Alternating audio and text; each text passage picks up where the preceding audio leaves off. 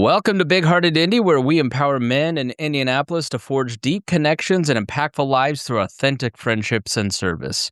Join us as we explore personal growth, community leadership, and the transformative power of living out our faith in action. The podcast is produced by Citizen 7, and it is hosted by Greg Enas, Don Palmer, and I am Chris Spangle. Don Palmer is on assignment in sunny Florida. Our guests today are Robert Vane and myself, Chris Spangle. We'll talk a little bit about that. We are doing this on Zoom. If you are just catching up, maybe down the line, we had a massive amount of snow, about a foot of snow where I live, and nobody can drive on the road. So we pivoted. We're doing this on Zoom, and we thank you for joining us and for managing through the quirks. This is our first time, Greg, doing this on a Zoom in this way. Normally, we like to do it in person, and ironically, we always do it in person at the podcast studio that Robert Vane and I have down at Switchboard, and then we're on, and we're not able to get there. So it's kind of a weird day, Greg. The hell's Bob Grand doing popping on my podcast? Yeah. Bob Grand. Is this some sort of deposition? Not yet, but it could be very quickly. It could be very quickly. Well, let me call Voiles. Yeah. They get there. Well, we're going to have fun. Chris, thanks for that intro. And Robert, thank you for joining us today. As Chris mentioned, Don is getting a suntan today down in sunny Florida. We have -5 here in Pike Township. And it's a joy, though, to be with wonderful friends around this podcast. I asked Robert a while back, given that I am an avid listener and proponent of Leaders and Legends, which, by the way, as we'll get into, Robert will be with Chris celebrating 7 years of podcast fame with Leaders and Legends, because at the 1st of February and 7 years ago, his first podcast with former Indy Mayor Greg Ballard ensued and kicked off a wonderful 7-year stint. And today, we're going to highlight a few things. One is Robert's background as a native of Indianapolis, his friendship with Chris Spangle, and how the power of two is bigger than the sum of each of those individual parts. And then we're going to get into some of the highlights, both the spoken highlights as well as some of the behind-the-scenes highlights that Robert has recollected from his Leaders and Legends podcast that will ultimately inform us towards our leadership in this beautiful city and how we can take the momentum that we have, some of which has been lost, and forge a new path towards a city that truly is exemplary for all. So that's the theme today. We thank everyone for joining. And Chris, we're going to have time for a little bit of Q&A, hopefully at the end. So please make sure to tee that up as you see appropriate. So with that, Robert, I'd just like to start off by introducing you. In fact, Chris, why don't you introduce Robert and let Robert sort of tell us a little bit about growing up here and his background here in Indianapolis. Yeah, I met Robert first back when I was working in radio. I was one of Abdul's producers back in 2004 through 2008. And Robert would come in and spar with Jennifer Wagner. He was head of communications for the state Republican Party. She was the head of the Democrat Party communications. And it was always a fun time. It was always my favorite segment when they came in. I'd argue that's where we first met, and then reconnected in 2018 at the gym. We just ran into each other and started talking about doing a podcast, and that's kind of how we got connected initially. But I followed Robert his career all the way back when he was a star on PBS, when he worked for Doris Minton McNeil as a comms person. And Robert's worked in, well, Robert, why don't you kind of give us your background, starting with the East Side? Don't dwell too much on the East Side, but give us a little bit of your background and your career through the mayor's office and what you do today. Thank you both very much. I grew up in Irvington, went to 4 IPS schools, joined the Army in 87, discharged in 90, received 2 degrees from Indiana University, got involved in politics about 1998, and started my own company in 2010 when I left the employ of Mayor Greg Ballard. As Mr. Enas already said, started my podcast in February, on February 1st, 2019.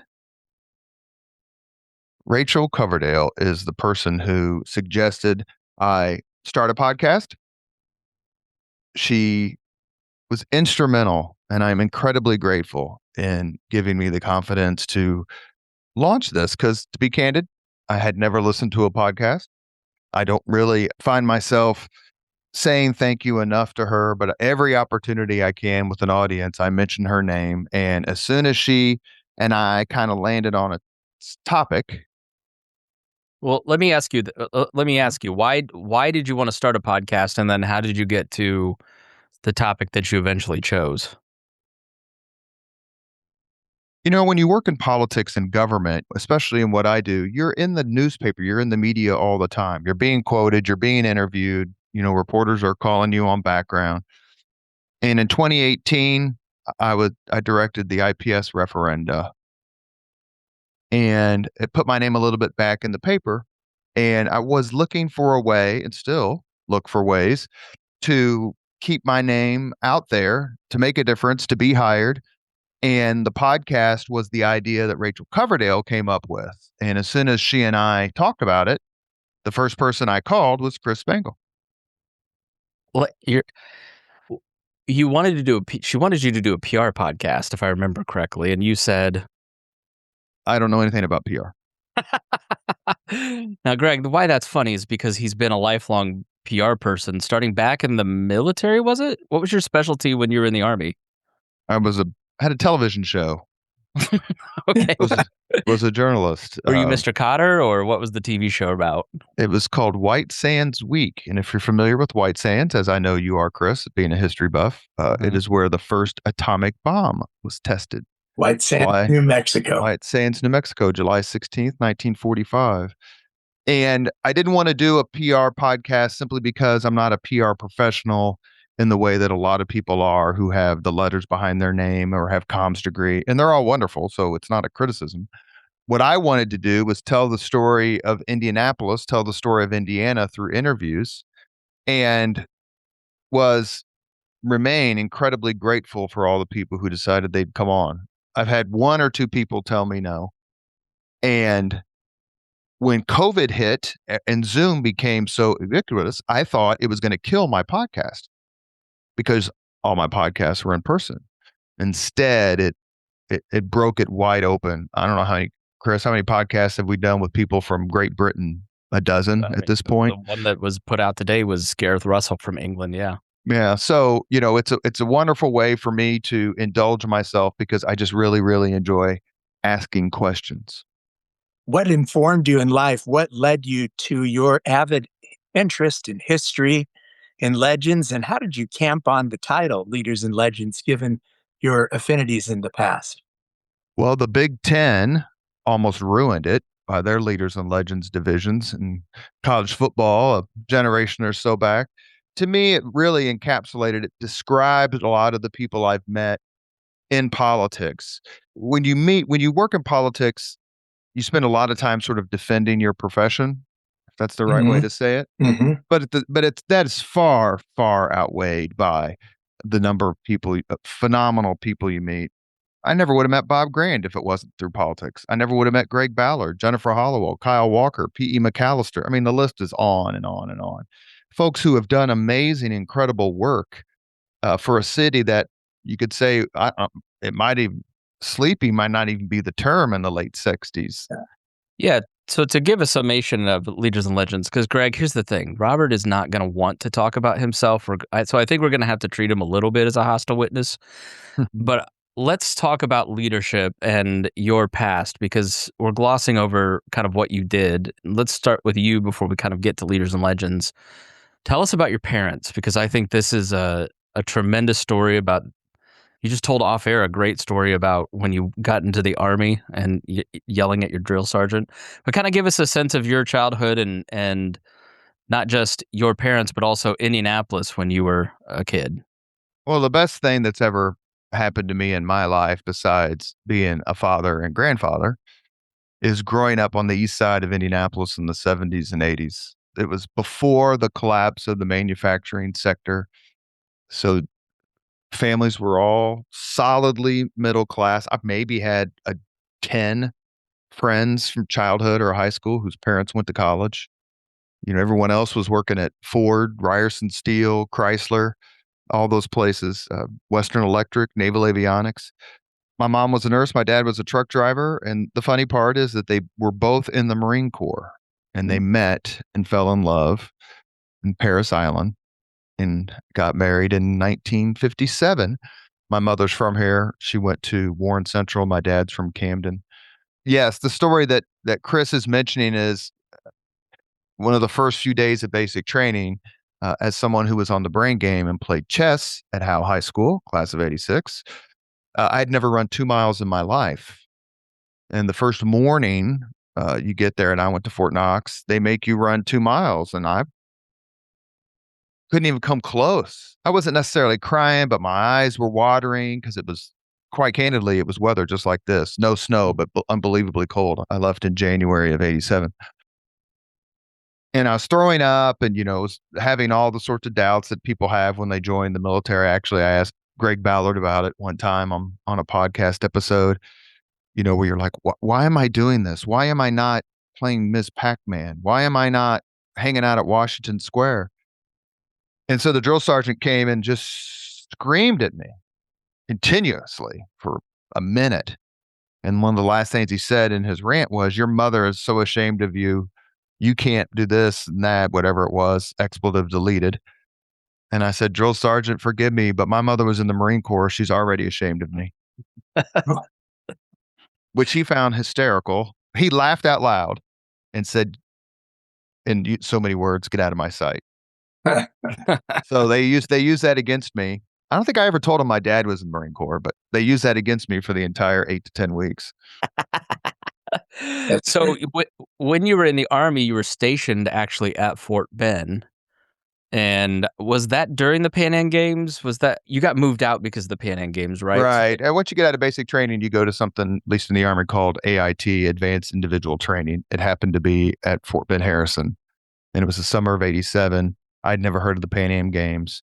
We were actually in the very new barracks, and we all got moved out. And it wasn't until my involvement in politics and I met Mark Miles 30 years later that I realized, 20 years later, he was the guy who moved me out, moved us all out, said, get out.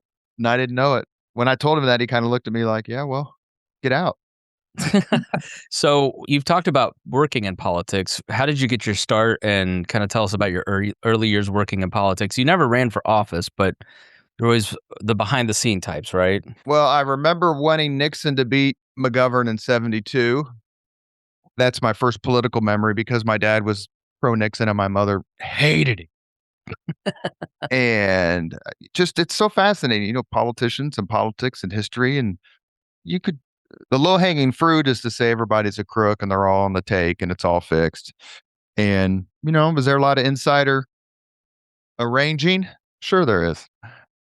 But when you think about so much that's gotten done, not only here in Indiana, but the United States and the world, because people came together and said, okay, let's talk this through.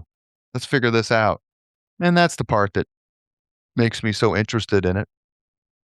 I never did run for office. My very first political gig was working at the Marion County Sheriff's Garage, 46th and Shadeland, and then went to the State House from there, ran the elections badly for Marion County in 2003, 4, 5, and 6, and got the opportunity of a lifetime, quite frankly. I don't know, Chris, you may know him, but I don't know if you know Dave Arland, who was Dave. He was a WIBC radio reporter, and he was press secretary for HUDNet, went on to work for RCA Thompson. Anyway, he called and said, hey, they got a comms director opening at State Party. You should apply for it.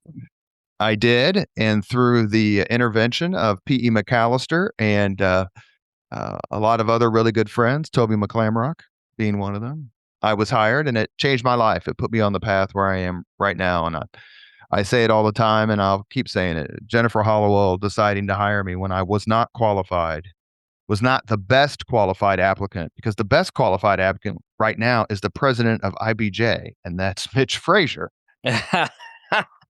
So it really changed my life, and I'm eternally grateful. why do you dedicate Leaders and Legends to PE's name? And to just give us one highlight there that's memorable. Please tell the Murray Clark story if you're willing.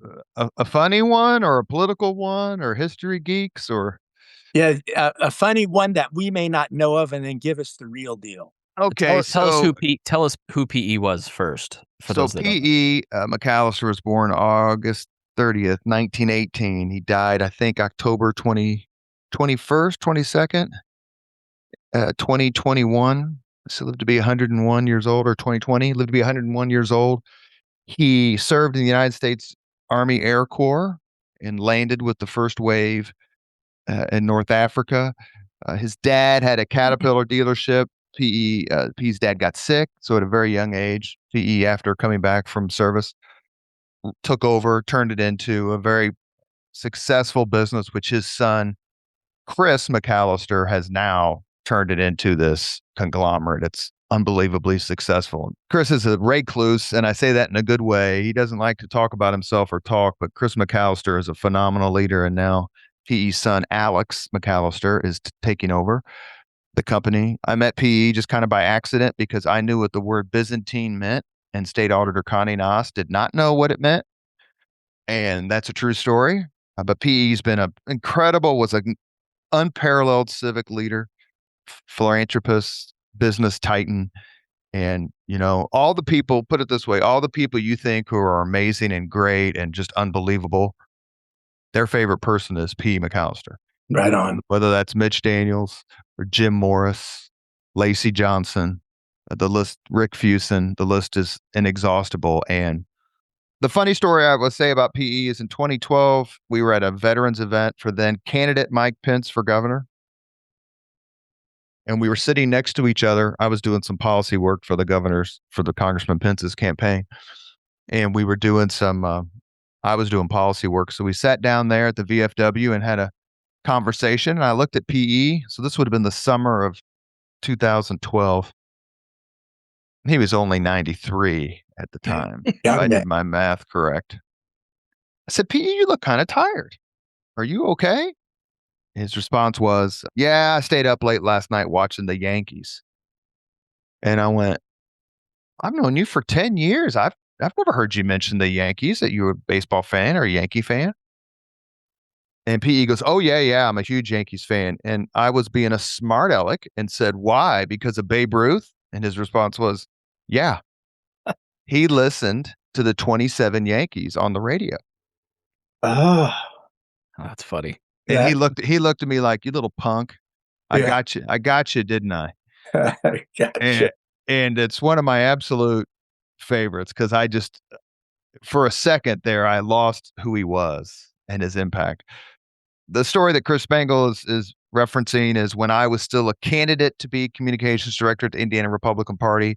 My dear friend Marty Opes and my good friend and a mentor in a lot of ways, Murray Clark, were at McAllister Machinery to get their annual donation, which I'm sure was $25,000 or $50,000 or whatever. PE was extraordinarily generous. And PE would not write the check until until he was told that I was the leader in the clubhouse by far. Let's just put it that way. Another person I should say who adores and worshipped, if that's not too strong a term, and loved P.E. McAllister is Bob Grant. And the feeling was very mutual. That's great, Robert. Well, hey, Chris, go ahead. Yeah, so you go on. Can you talk about? So you work at the state party. That's where we met initially, and you're there during the Mitch Daniels period. What takeaways would you share from Mitch Daniels' administration?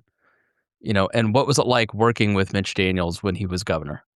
Well, obviously, it was Jennifer Hollowell and Murray Clark, who was the chairman of the Indiana Republican Party. They dealt with the governor. My first interaction with Mitch Daniels was in the 90s. I think the mid-90s. He had taken two kids, I didn't know who they were, but I recognized him from politics, to go see the movie Gettysburg. And he didn't remember, but I asked to shake his hand and he said yes. And then when I met him way back later, he remembered going to the movie, but didn't remember me, which he shouldn't. The governor used a phrase I'd never heard before. And that is, ask forgiveness, not permission. And I thought that was, I hate to say it should be on his tombstone. Try not to predict such things. I just thought that was a brilliant way to sum up the sort of plate tectonics of state government. Look, we're just going to do things, and we may not get them all right, but we're going to do them. And then in 4 years, I'll get judged. And in 4 years after that, my successor will get judged. And to me, that was, like much of what the governor says, was 100% on point. So it was fun to work at that time period. 2006 was a tough election. The Republicans lost a bunch of seats. But, it was also the time of the toll road lease. It was also the time of the Honda announcement. It was right in the middle of when through the miracle of, I don't know what, Daniels administration turned going to the license branch from the electric chair to the easy chair.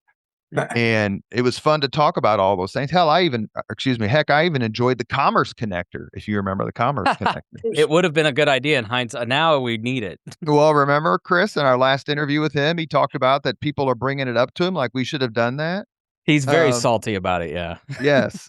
And it was fun, quite frankly, to go up against on the public forum, someone like Jennifer Wagner, who's sassy and so smart and quick-witted. I just adore her. Robert, with that, you had Mayor Ballard on first. Tell us about those early days, why you picked certain people, and some of the good, bad, and ugly highlights that you recollect that might be of interest to us. Well, I figured the best time to have Greg Ballard on is when no one's listening. Please tell him I said that. He changed my life. He is so genuine and kind. He understands through his career in the military that, lieutenants and captains and majors and colonels have to mentor. They have to build up their Marines, their troops, for lack of a better term. He did it better than anyone that I've ever met. I can't think of, Mitch Daniels has his group, and kind of Evan Bayh does, and it goes back to Birch Bayh and Senator Richard Lugar. The amount of loyalty and affection all of us have for Greg Ballard, it's immeasurable. I can't think of anything else like it. I'm sure that other people would say the same thing about Peterson administration or the Hogshead administration or Kernan, and more power to him. But Greg Ballard was so genuine. He was so underrated. There was a panic. That's not too strong a term. A panic among certain members of the Indianapolis elite when Greg Ballard was elected in November of 2007. And the only reason I particularly know that is because I served as his press secretary during the transition. And they were people who thought that this guy had no business being mayor of Indianapolis. And he turned out to have as compelling a time as mayor as anyone else. How did you initially meet him? Because weren't you one of the first staffers after he won that kind of got connected? How did that all work? Well, it's fair to say that Greg Ballard wasn't exactly embraced by the people who have tea times at Meridian Hills. That list of people does not include Bob Grand. Bob Grand was always a supporter of Greg Ballard. I was working as state party when he won the primary in May of 2007. I left in October. He wins in November. And then I leave a great company called Shill Sexton for 8 weeks and then served as his press secretary. To be candid, he was in the Marines. I was in the Army, which, he liked to remind me of, like it was some sort of insult or whatever. And I'm just going to say this because it's true. I was nice to him. I thought he was going to get lit by Bart Peterson, like 35-point defeat. And hey, this is the best we got. So at least we went down with an honorable man. And then, when he won, Greg Ballard at heart is an East Sider. He went to grade school and where Martin University currently is, and on Sherman, and he remembered. And it's Kyle Walker and Joe Loftus and Bob Grain and John Cochran and Kurt Fulbeck and Chris, you. It's Dave Serto. It's Abdul. The folks who were just kind to him when none of us thought he had a shot. And, it was a lot of fun working for him during the transition because to say it was an upset is, I mean, it's IU winning the national championship in football. It really is. One of the best books I read last year is Craig's memoir that just was published, Republican Urban Mayor. And I highly commend it to our audience here. It's a really great read and just amplifies, Robert, what you just said about him and the almost miraculous ascent to the mayoralty that he took. With that, anything in closing about Greg before we move on to a few other folks? Any other funny story or behind the scenes kind of stuff with the mayor that might help us understand how an unknown, someone who's almost who is dissed by the elites, but something that might help us who often feel maybe as outsiders in our leadership, something that might encourage us to keep going in the midst of those odds. I wasn't, I offered to help him during the campaign in 7. I did a little bit. I didn't get the sense that there was much hope. And then in October of 2007, Kyle Walker, who was executive director at the Marion County Republican Party, working for Tom John, is one of the smartest political thinkers I know. Tom John was chairman. I remember Kyle Walker calling me one day. We were talking about whatever. He said, "I think this dude's going to win." And I just couldn't believe it.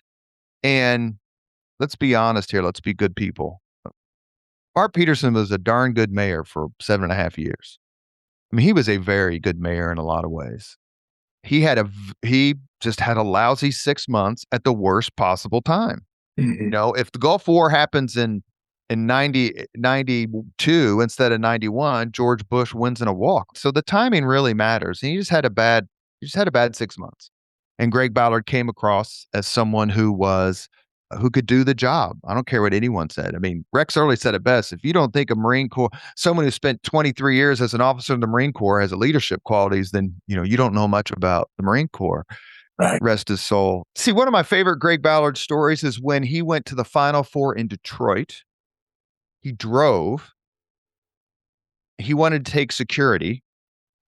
I talked him out of it because said, look, no one knows who you are up there. You're just going to blend in, right? And, if you'll be taken care of, you'll be fine. You don't need to take security up to Detroit. And the second day he was there, he got mugged. Yeah. He and his wife. And as a matter of fact, when I got that call saying he had been mugged, when Paul Wilkerson called me, and I know you know Paul, everybody, another phenomenal leader, I thought I was going to get fired. Later, I mean, I hadn't been there very long either. This would have been March of 9. And then the mayor called me and I just said, "Mayor, are you okay?" And he's laughing. Like he is laughing. Because, yeah, he got mugged, but he didn't get hurt. But now he can talk smack about it to me for the rest of our lives, which he likes to do. And so much so, the one thing on my last day at work, the one thing I asked him to do that he did is I have the Detroit Metro Police arrest report or incident report. And I asked him to autograph it and he did. That is so cool. Few other local politicians that you had on. I want to also make sure to touch on the authors that you've interviewed in the past, especially those who are historical. Let's do this, Greg. Let's talk about the origin of the podcast a little bit, and then maybe flesh out some of his lessons, if that works. You want to sure? Yeah. So let's kind of set the table for what the podcast is. Give us the elevator pitch on Leaders and Legends, Robert. There are so many people who've done amazing things for the city and state who aren't governor or mayor or senator or congressman. And I really wanted to talk to them about how things happened. Someone will ask my favorite guest, and there are a lot of them. I would say just very quickly, the person to whom I simply could not believe I was having a conversation with was, without a doubt, Clint Hill, the Secret Service agent who climbed aboard Kennedy's limousine in Dallas. And that was and he was so good, Chris. I don't know if you remember. He's so good. But, it's David Frick. Most people don't know who David Frick is. He's probably the most important person in Indiana government who was never mayor or governor. One example is he negotiated the deal that brought the Colts. That's just one.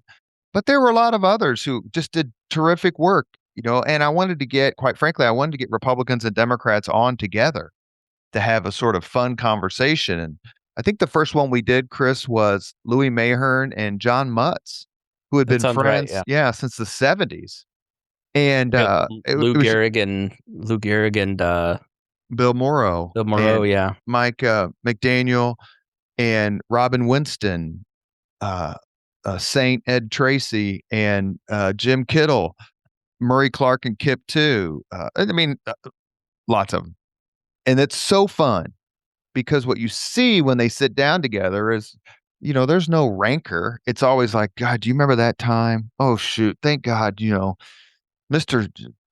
Kip 2 really saved me that day because I thought I was going to do this and this. And he's like, don't do it because here's why. And, maybe that's the way things used to work. But the goal was to have people on talking about their careers and the things that they've done. Another terrific guest was Michael Browning, who didn't want to be on the podcast. Came to the room, the conference room. Chris remembers this. Yeah, I was late, which also upset him. Yeah, but it wasn't your fault. I mean, they had multiple buildings. I just got lucky. He walks into the conference room where we're doing the interview, and he's like, I got like 20 minutes. I don't know what we're going to talk about. First words out of his mouth. And I knew him a little bit, not well. I think it was an hour and 20 minutes later, Chris, his daughter, who was his executive assistant, goes, Dad, you've got to go. It was great because, Greg, what he did is Robert started out talking about something that he loved, which was Notre Dame football. And that got him comfortable as opposed to going right into it. And what was really interesting is the connection that we had with the guest that we just interviewed, which was Mike Riley, which I'll let you tell that story. Mike Riley, rest in peace. He was Robert Kennedy's campaign manager for Indiana in 68. And Ed Tracy's like, you got to talk to this guy. He had terminal cancer at the time. He was a terrific interview at the Golden Ace. We wouldn't have done it any other place, of course. And he was telling stories about the 68 campaign, Robert Kennedy. I knew that Michael Browning had gone to Notre Dame. I knew Michael Browning was a Vietnam veteran. And when I started bringing up the stories about Kennedy, Browning told the story that he was at Notre Dame and was tasked with finding a car for Robert Kennedy to ride in because Kennedy gave this famous speech up at Notre Dame, I think in April of 68. And so Browning had to find the car from a local dealer. He did. Kennedy, as he was in most places, was so mobbed that they basically destroyed the outside of this car. Michael Browning tells the story that he took the car back to the dealership and basically said, it's not our fault. We're so sorry. And this and that. Robert Kennedy stopped wearing cufflinks because when he would ride in motorcades or shake people's hands, they would steal his cufflinks. So he just stopped wearing them. And Mr. Browning told the story that the dealership took the car back. But Chris is right. That happened. That was posted very soon after the Mike Riley podcast, and it fit in perfect, sort of one of those serendipity things that makes me happy I started the podcast. Another coincidence, as one of my final 5 questions is, what's your first concert? And Terry Curry, rest in peace, another great leader we've all lost too soon. His very first concert was Loving Spoonful and the Association at Clues Hall. A few months later, I am up at Purdue, and Chris and I are interviewing Mitch Daniels. Mitch Daniels' very first concert, Loving Spoonful and the Association at Clues Hall. So a guy who came on to be Marion County prosecutor, someone who eventually was the governor of Indiana. We're just two, I hate to say hippies because Mr. Daniels will never talk to me again. And I verified that Terry Curry was clean for Gene, if you're familiar with that phrase. The people who were supporting Eugene McCarthy in 68 for governor or for president had to shave their beards. They were clean for Gene. Anyway, those are just little examples, and I'm deeply, deeply honored for everyone who gives me an hour of their time. Anything else, Spangle? Well, let's talk about actually some of my involvement with the podcast and some of the mentorship, because I think that would be a good direction for us to go. So I met Robert, like I said, I started working in radio in 2004 with Abdul at WXNT, and that's where I first met Robert. And from there, I went on to work at the Libertarian Party of Indiana as the executive director from '08 to 12. So I got involved in politics, but it's not politics like in the way that Robert was in politics. Like my involvement in politics was very online. And Enas, that's just a way of Spangle saying he didn't make any money at it, I did which not is make which any is money. my biggest complaint to him since I met him. Abdul and I joke. I got Spangle in our Abdul and I's divorce. Well, I got custody, and but Chris is exactly right. And please finish, Chris. I was working for the Libertarian Party of Indiana, and I was a little frustrated with some things in 2012. And I was working at the radio station. That's the story. So I'm working for Abdul. I'm making $17,000 a year as the morning show producer.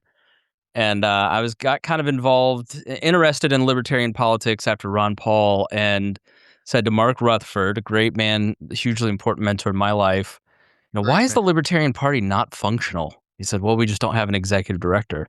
So, well, what does it pay? He said, $21,000. And I said, sold. I'm in. I can't believe how much more I'm making. So yeah, I didn't make very much money, but went on to work for Libertarians, left there, worked for Blair Engelhardt in advertising, and I met Tom Griswold through PJ Yinger, their art director, and started working at Bob and Tom in 2013 and got involved in radio. And all along that time, I had a podcast that's still going. It's 14, almost 15 years old, called The Chris Spangle Show. And I'd gotten really into podcasting, starting with Abdul in 2007 and on, and had kind of developed a reputation for being known for podcasting, one of two or three people here in town, which is how I got connected to Greg and Don and Robert and so many great people. But Robert and I bumped into each other in the gym in 2018, and he said, I've been talking to Rachel. She thinks I should do a podcast. I don't want to do a podcast about marketing and PR because I don't really know a lot about that, and what am I going to talk about? And the idea was basically that from the time Robert was born to now, it spans about 50 years, and the entirety of Indianapolis had changed. And he wanted to explore that concept. I was like, well, that sounds really interesting. What was really interesting for me is that Robert took me along, put me in his pocket, and I got to go and listen to all these interviews that he's done with people like David Frick and a lot of other people.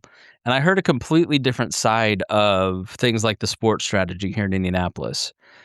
When you live in a very online politics, it's easy to look at things like building the stadiums and the convention centers and having a knee-jerk negative reaction to that. But it's different when you're sitting in the room listening to somebody lay out their rationale for things. So I would say over the 7 years that we've done this, I've had a completely, not a radical transformation. I still believe in limited government, but in a much different, more nuanced way because of doing this with Robert. And that's one of the things that I really appreciate, that because I think people tend to look at it and go, why are Kip 2 and Murray Clark friends? Isn't that collusion? Aren't they all in on it together? Sort of that very populist thinking. But it's a much better, different sort of politics. Like there's, Robert, you've said this a million times, people who you sort of get that the Republicans could oppose the Democrat and you get along with them. It's the internal party feuds that always cut the deepest. But what you really see in this podcast over the entirety of it is how Indianapolis became a very special city. The collaboration goes back to the very beginning with Calvin Fletcher and on to Benjamin Harrison and James Whitcomb Riley and Meredith Nicholson and that generation. And all 7, 8, 9 generations of Indianapolis has had a strong core group of leaders.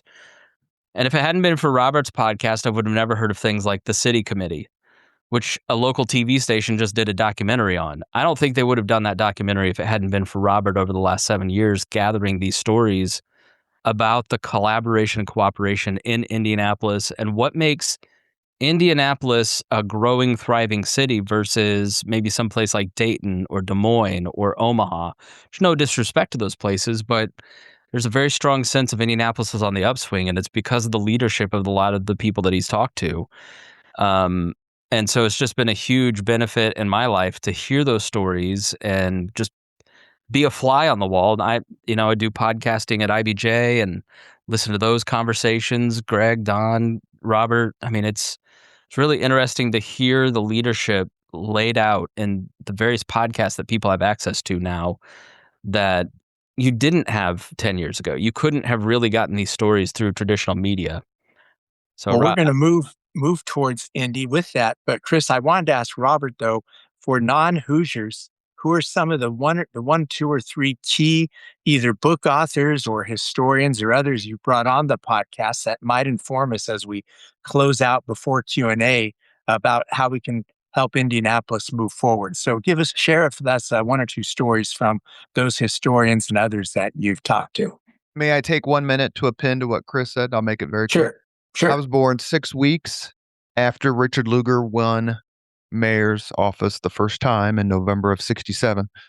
And the only time I went downtown when I was a kid, so the mid-'70s, late 70s, was to go watch Dick the Bruiser. And there was no place to eat, very few places to park. And what's happened to Indianapolis during these ensuing decades is it really is sui generis. And a lot of what Chris says is true. Everything that Chris says is true. But what I will add very quickly is that there is no Leaders and Legends podcast without Chris Spangle. He's the person I went to. He knew he had the answers to all the questions I had. The one thing he's learned from me perhaps is that you got to actually charge for your services. He's got a beautiful wife, beautiful kids, and his success now with Nate and Mitch and Leslie and everybody over at the Indianapolis Business Journal and IBJ Media is incredibly well-deserved. And Chris, I'm just really, really happy for you. I appreciate it. I'm proud of you, Chris. Thanks. Yeah, I mean, Very proud when I of met you. Robert, I was not a confident person in any way, shape, or form. And he was a great mentor to me to say, like, hey, you're getting lunch once a week with all these people who want to start a podcast. Why aren't you charging for your time? And I was like, I don't know. So we actually formed Leaders and Legends. And, what has happened over the last 7 years because of him teaching me how to do consulting. And that side hustle has basically paid our rent for 5 years. We edit podcasts for people. We have the podcast studio that we record Big Hearted Indy in. And all that's just because Robert said, hey, you're good at something. You should actually have some confidence in yourself, which is sort of funny because Robert and I, we suffer from chronically low self-esteem, I think, but push each other to try and keep going in a lot of these different areas. Well, as an ever recovering narcissist, I don't do a very good job of promoting my podcast. But Greg, maybe you could be a guest. The podcast I'm doing in a couple of weeks is a bunch of us are getting together, Chris's friends, and we're trying to figure out how in the world he landed a babe like Reagan. We simply cannot piece it together. It's like the jigsaw puzzle is only half complete and the pieces are missing. She's Another miracle. She's a Festivus miracle. Yeah. You're telling me. That's great. Yes. As far as authors, very quickly, I would say, it's been really cool to talk to the authors whose books were on my shelves. Like Gareth Russell, right? He wrote a book called The Emperors several years ago about the 3 ruling houses that collapsed at the end of, at least 2 of them, at the end of World War I, the Great War. And so I've read that book. I've read all of I've never talked to him about the Emperors, but he's come on multiple times. I just had Chris Matthews on, Democrat commentator who I've been watching since I was in the Army 30 years ago. Leon Panetta wrote a terrific book. Leon Panetta's public safety career, whatever you think, is phenomenal. Chief of Staff, Secretary of Defense, head of the CIA. That's amazing. I mentioned Clint Hill. I've had a lot of people who've come on 4 or 5 times.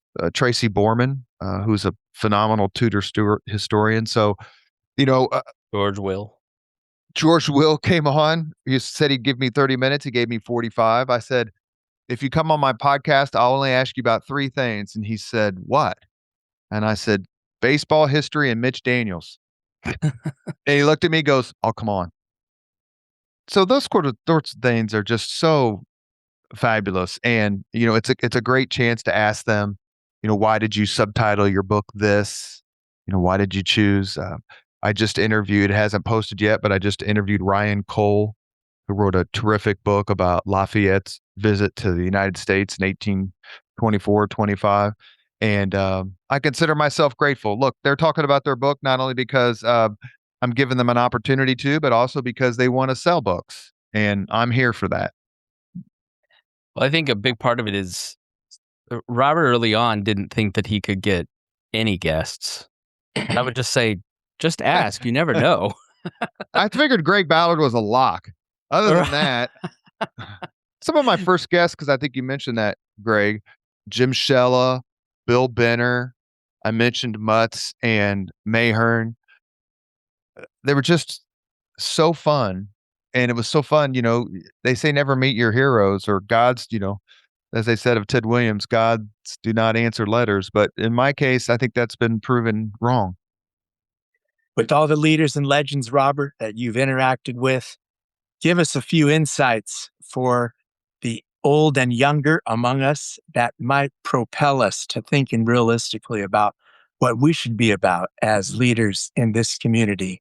And what vision might you offer for us to take Indianapolis to a place where guests and residents thrive and are full of joy? Well, that's a magnificent question. And the one thing that came through, and Chris, please chime in, is that Lugar, Hudnut, Goldsmith, Peterson, Ballard, Hogsett, they didn't do it on their own. They had terrific aides within the administration. They had terrific friends and leaders who didn't work in the administration. Jim Morris, his impact on Indianapolis is immeasurable, and not just from his time as chief of staff to Dick Lugar. The other thing I would say is that even though Republicans were basically running the show from 67, let's say through 2011 with the 8 years of the Peterson break, Republicans worked with Democrats. They couldn't get stuff done without it. And if that lesson is lost in Indianapolis now and in the future, we are done. We are a new Coke. Yeah. As a city. I mean, Julia Carson, Andy Jacobs, Bill Crawford. I mean, who knows, the union leaders who helped build some of these buildings. You just simply had Roselle Boyd. You had to consider what the other side had to say, not just dismiss it. And so many terrific ideas. I never even heard of the Indianapolis Committee, Chris, and I worked in the mayor's office. I had no idea it existed. I knew Gypsy existed. And so that's just some of the lessons is, you may think you have all the right ideas. You may think you know all the necessary people. You don't. That's beautiful. Well, Chris, I'll turn over to you to field some questions. Any final thoughts? And then we'll end with a book suggestion or two, or some other guidance Robert might have, and then close it out. But I want to make sure we have time for some questions around the horn here. Yeah, please leave a comment or question in the message box. We don't have any right now, Greg, but if you want to leave a comment or question, please check it out. Chris, could I make a comment, Bob Green? Please, Bob Green, go ahead.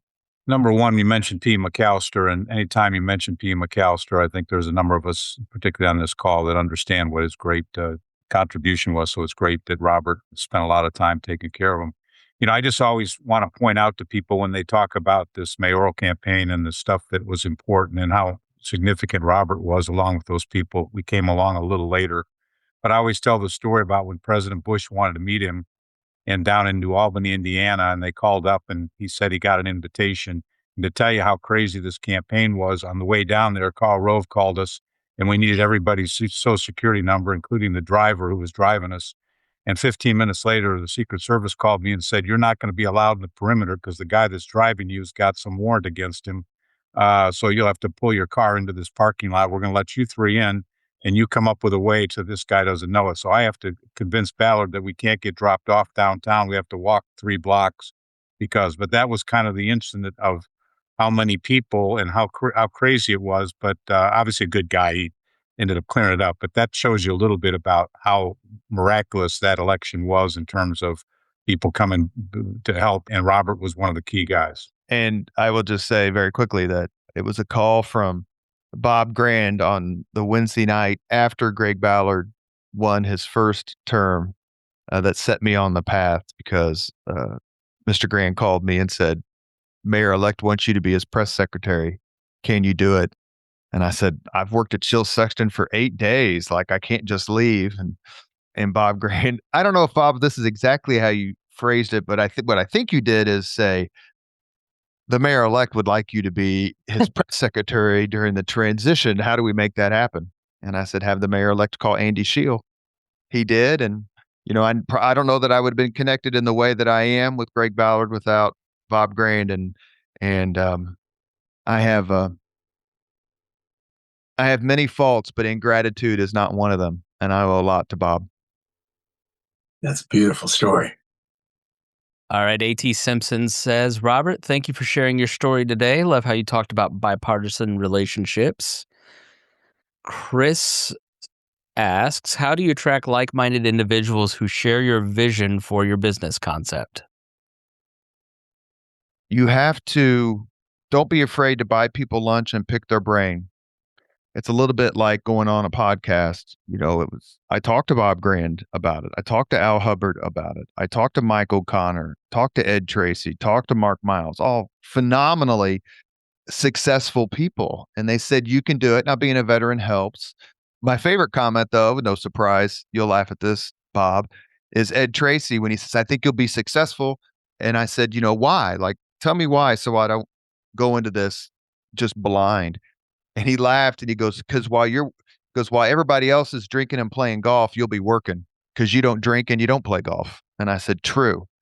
And that made a huge difference in him saying, look, if you work hard, there are a lot of people to the manor born, right? I'm not one. Chris isn't one. Bob Grant's not one. Ed Tracy's not one. There's so many people I know who their individual story is so phenomenal. And when you talk to them and they say, look, who are all 15 or so years older than me, I did it, you can do it. It makes a huge difference when you're not sure how to, because making the leap to being an entrepreneur is no day at the beach. Yeah. Talk a little bit about veteran strategies. What is it? What do you do? Well, my business partner, Jenny Dexter, and I work with people who want to tell their story. We work with people who feel they have something to say. Sometimes it's not always easy because when I get hired to work with certain folks or on certain issues, it's tough. You're behind the 8 ball in a lot of ways. But so if you want to tell your story, if you want help in getting out all the amazing things that you do as a person or an organization, then, along with a lot of other companies, a lot of other really good PR folks, Veteran Strategies can make that happen for you. And if you want to support a veteran business, then, that's just dessert. But I've been lucky enough just very quickly to work on some amazing projects. The new hotel downtown, the Signia is a PR project of mine. The Justice Center, the IPS referendum. I did the PR for the family of the FedEx shooter. That was very, compelling. Anyway, one other person I want to mention as a guest, Greg, and I meant to do it before, only because it's back in the news a little bit, is we were very fortunate, Chris and I, to interview Richard Hall, Tony Karitzis' kidnap victim. And he was, again, incredibly forthcoming.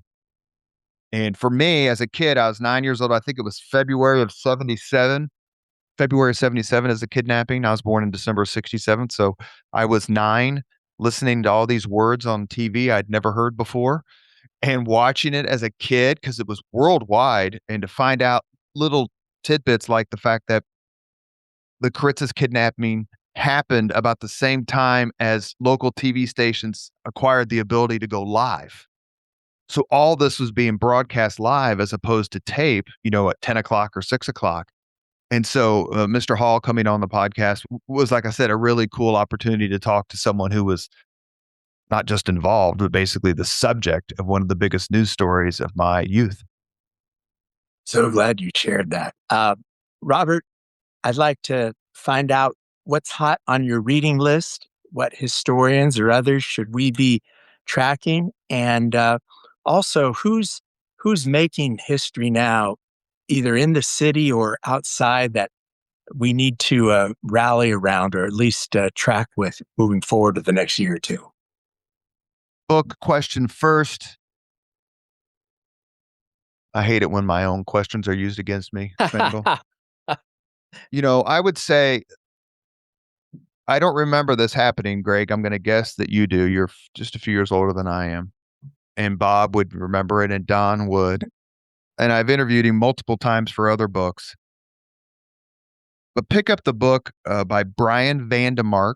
He's a professor, Brian Vandemark. He wrote a book about Kent State, which I think is May of 1970. It is so good. Actually, I bought a copy and sent it to Leon Panetta, and I bought a copy and sent it to Chris Matthews because I'm like, you guys need to read this if you haven't. I don't remember it. I was too young, but I am very familiar with the impact of it and its legacy. So if you're listening and you want a book to read that's extraordinarily fair, and another thing that's interesting that I didn't know until I read the book, Nick Saban was walking to the spot where the shooting took place. He was a student at Kent State at the time.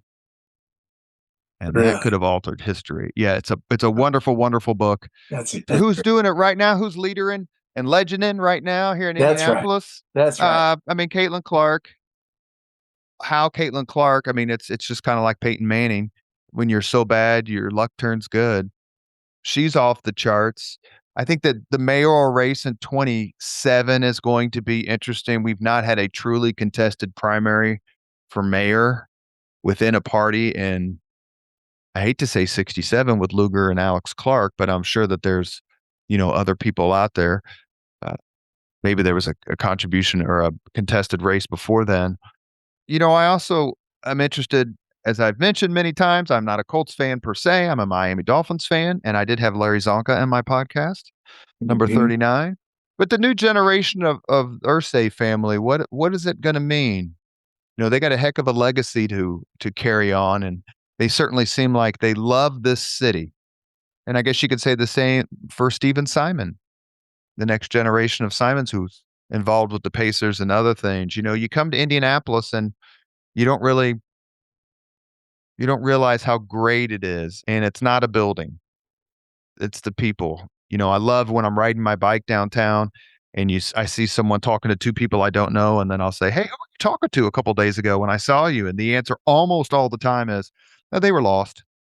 I was just helping them. They couldn't figure out the parking meters. I was just helping them. I'm going to turn it back over to Spangle. Robert, that's beautiful.